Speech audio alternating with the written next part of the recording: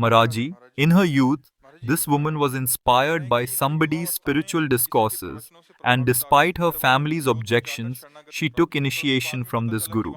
Later, she found out that all female disciples had to surrender their body to the guru. She has left that guru but asks if this be considered an offense. Which scripture says this? This is degraded behavior. You make a guru to traverse the path of God.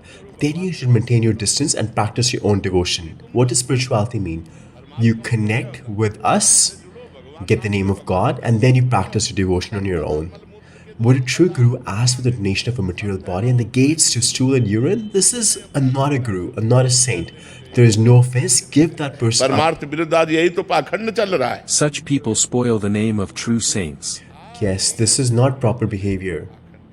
These are just hypocrites and pretenders. Such kind of behavior is not sanctioned in the scriptures. If a girl becomes your disciple, that means she is like your daughter.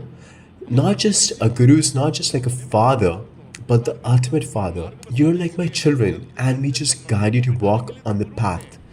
We take on a guru to give up these illicit relationships, to conquer lust, anger, and greed. Which scripture says to do this? What sort of surrender is this? These are sinful actions, and one should stay away from such hypocrites. Do you know what it means to surrender the body? It says we should submit our body, our mind, our words, our wealth. But what does that mean? Surrendering the body means that from today onwards, we will follow the Guru's instructions and we will not commit sinful actions. We will not commit sinful actions. This is what it means to surrender. From today onwards, we will only do those actions which are sanctioned in the scriptures and instructed by the Guru. This is the body, the surrender. And surrendering the mind means we will now only meditate upon that which our Guru has instructed. Now we will not think about mundane things, but we will think about Priya Pritam Radha Krishna.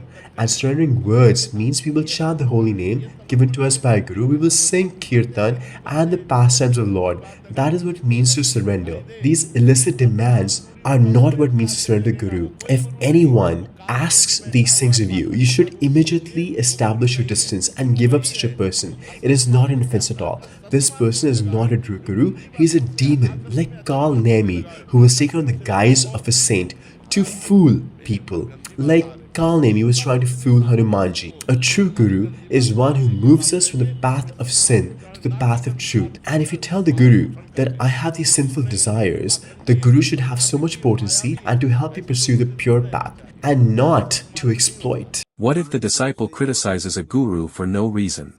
There is no impact at all. Should we oppose such a person who is criticizing their guru? They will be vanquished themselves. We don't have to oppose such people. If you try and dirty the sky by spitting at it, the spit will just fall in your own face. We don't have to criticize such people. Even great spiritual personalities are criticized, but they are just destroying themselves by their misdeeds. It does not affect the saints. Therefore, we should not worry about such things. Their actions will destroy them. Their own deeds will create karma that will vanquish them. There is power in truth, and the truth will give you strength. And if you're wrong, you will feel afraid. If you're truthful, then you will be fearless. See, anyone can make a mistake. That is a different thing. But why was I upset about this situation? Because it's not a mistake. It is a plan, a design to propagate illicit behavior and exploit people. A mistake means we are on the devotional path, but our mind makes us fall down. We fail in a situation. That can happen, we are human. But immediately we try and correct ourselves. But if we fall down, we still get up and progress. But Maya is very strong, and a mistake happening is a different thing. But this kind of behavior to purposely misguide and exploit people is very degraded. It spreads sin in society. Take note of this. If a guru attempts to touch your body, if they attempt to establish an illicit relationship with you, then you should distance yourself from them right away.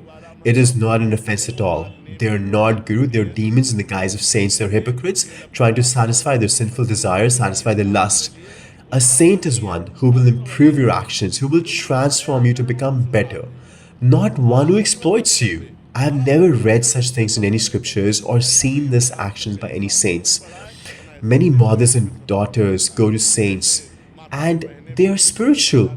You will have never any doubt in such situations if you're with a true saint. These are people who are just taking on the guise of spiritual personalities to satisfy their lust, and then they commit such sins.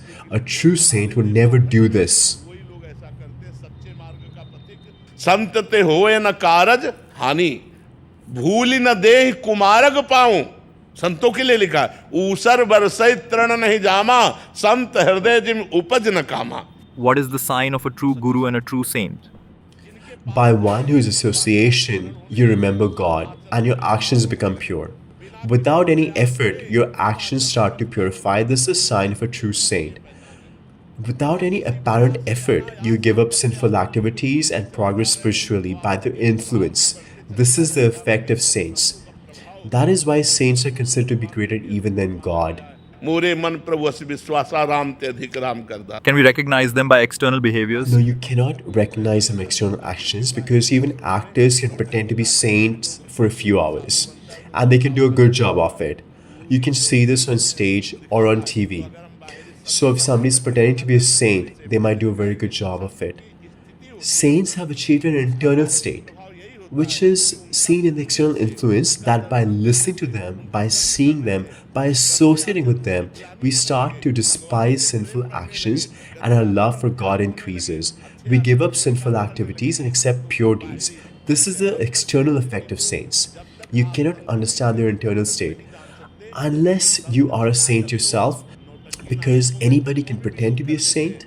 You've seen this on TV or in dramas for some time. And such people might appear to be very meditative or filled with emotion for God. They can put on an act, but their internal state can only be understood by a saint who is of the same level. And they will know right away if the person is a real thing or not. Only God knows this on another elevated saint. What should we do to meet a true saint? We should pray to God to give us association of true saints. मुझे सच्चे संत मिले, और जब भगवान कृपा करते, जब द्रवै दीन दयालु राघो, तो साधु संगति पाइए। जब When God is merciful, then we get the association of saints.